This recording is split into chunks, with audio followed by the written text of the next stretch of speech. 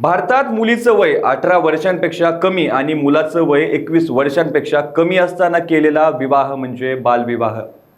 ही एक गंभीर सामाजिक समस्या असून ती कायदेशीर गुन्हा आहे।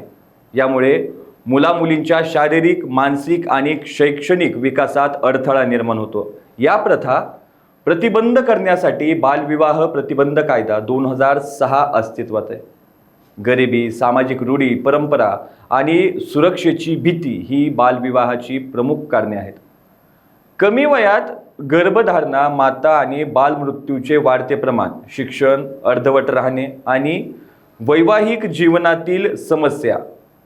बीड जिल्ह्यात बालविवाह रोखण्यासाठी अनैतिक मानवी वाहतूक प्रतिबंध कक्ष पथकाने प्रभावी कारवाई करत एका आठवड्यात 3 बालविवाह उधळून लावत संबंधितांवर गुन्हे दाखल केलेत। या कारवाईमुळे जिल्ह्यात एकच खळबळ उडाली आहे। 26 एप्रिल 2026 रोजी सकाळी दहिफळमध्ये येथे एका 15 वर्षीय मुलीचा बालविवाह होणार असल्याची गुप्त माहिती प्रभारी अधिकारी पोलीस उपनिरीक्षक पल्लवी जाधव यांना मिळाली होती। त्यानुसार पथकानं घटनास्थळी धाड टाकत लग्न मंडपात सापळा रचला। वेषांतर करून महिला अंमलदारांनी मुलीला ताब्यात सुद्धा घेतलं, तर पुरुष अंमलदारांनी नवरदेवास पकडलं। त्यानंतर मंडपातील उपस्थितांना बालविवाह प्रतिबंध कायद्याबाबत जनजागृती देखील करण्यात आली आहे। पीडित मुलीने दिलेल्या माहितीनुसार तिचा विवाह इरफान बेग अन्सार बेग, वय वर्ष त्याचं आहे 24, राहणार आहे माळापुरीचा, याच्यासोबत लावण्यात आल्याचं त्यांनी स्पष्ट केलं।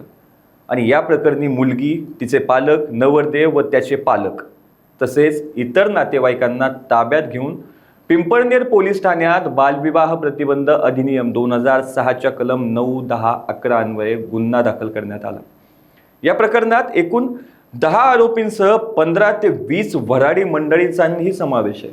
दरम्यान याच दिवशी जोला तालुका केजमध्ये येथेही अशाच प्रकारच्या बालविवाहाची माहिती मिळाल्याने पथकाने तात्काळ धाव घेत मुलगी व तिच्या पालकांना ताब्यात घेतलं। नवरदेव श्रीकांत जाधव व त्याच्या कुटुंबियांविरुद्ध केज पोलीस ठाण्यात गुन्हा दाखल करण्यात आला। यापूर्वी दिनांक 18 एप्रिल रोजी सोनगाव तालुका बीड येथे एका 15 वर्षीय मुलीचा बालविवाह रोखून बीड ग्रामीण पोलीस ठाण्यात संबंधितांवर कारवाई करण्यात आली होती।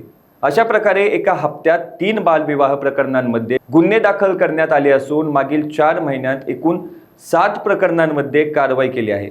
ही कारवाई पोलीस अधीक्षक नवनीत कौवत व अपर पोलीस अधीक्षक सचिन पांडकर यांच्या मार्गदर्शनाखाली पार पडली।